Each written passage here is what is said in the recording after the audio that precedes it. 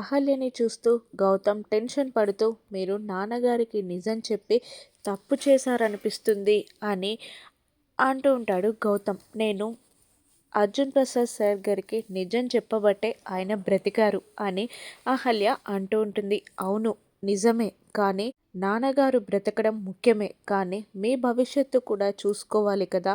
ఇప్పుడు మీరు నాన్నగారికి చెప్పిన నిజం అందరి ముందు బయట పెడితే మీ భవిష్యత్ ఏంటి అని అహల్యని నిలదీస్తూ ఉంటాడు గౌతమ్. అహల్య ఆలోచనలో పడిపోతుంది. ఏమీ మాట్లాడకుండా సైలెంట్గా ఉండిపోతుంది. అర్జున్ ప్రసాద్ స్పృహలోకి వస్తాడు. అందరూ చుట్టూ చేరతారు. ఇక అహల్యని చూస్తూ ఇలా అంటుంటాడు అర్జున్. నేను స్పృహలో లేనప్పుడు నువ్వు నా దగ్గరికి వచ్చావు కదమ్మా, నువ్వు నాకేదో చెప్పావు కదా, అది వీళ్ళందరికీ చెప్పు అని అంటూ ఉంటాడు అర్జున్. అది సార్ అని అంటూ ఉంటుంది అహల్య.